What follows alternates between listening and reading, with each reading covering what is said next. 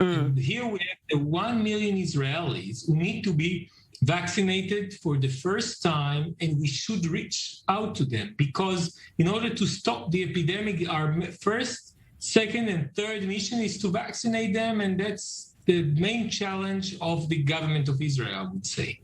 And tell me, we are hearing now that the health ministry is considering a plan to hospitalise patients who are in a moderate condition and send those people who are in a serious condition home. Why is this, and is it realistic? Well, we are trying to take care of as many patients as possible, both at the hospital and in the community, or in geriatric hospitals. And that's the second challenge we are having, apart from treating or vaccinating the 1 million Israelis who are not vaccinated yet. And here we ask the Ministry of Health and the Ministry of Finance to give us more positions, more places for nurses, for physicians, in order to take care of more patients in the hospitals as well as in the community or in the geriatric medical centers.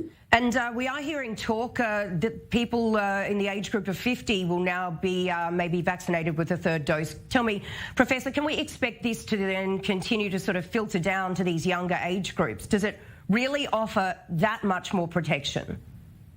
Well, it does offer more protection because we see a decline in the level of antibodies, mainly in the elderly age groups. And I do think that it is a wise step to vaccinate or to give the booster to people who were vaccinated more than 5 months ago and are older than 50. Of course, people who belong to the health forces. And the third group, I think, which is advisable, is those who suffer from chronic disease. Now, I do think that these steps will also help us in declining or the number of people need to be hospitalized. And that's very important as well. So in your professional opinion, do we need another lockdown? Do these lockdowns really work and keep people safe, or do they just hurt the economy? Well, I can't say that they do not help, but I think that the lockdown should be the last measure.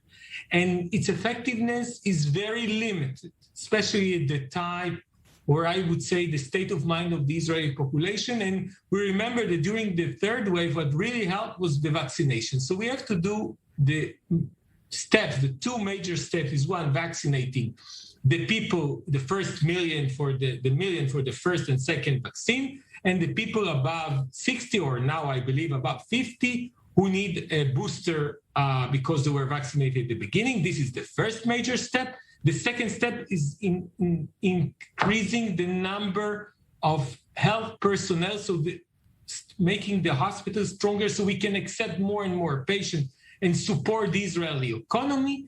And the lockdown should be the last measure, less effective, highly dangerous to the Israeli economy and to the Israeli society. So I would leave it as the last resort, and I do hope that we don't need it. Yeah, it's certainly something that nobody wants. And finally, Professor, tell me, as you mentioned, we're still seeing quite a lot of people who haven't been vaccinated. Some are scared, some are anti-vaxxers.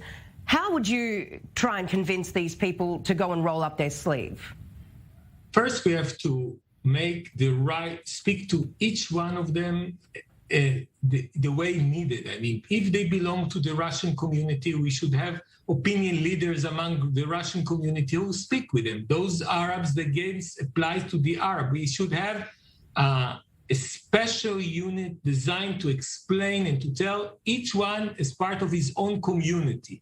And those who are I would say the hardcore of those who oppose vaccinations, I'm afraid we won't have any way to affect them, except for making them, I would say I wouldn't use any measures against them, but they should not benefit from the rights and the benefits we give to the other part of the population, paying for their own tests, or if we will end up, unfortunately, as part of the lockdown, then we shouldn't pay for these people. Why we should support those who are not part of the solidarity of the Israeli people by vaccinating?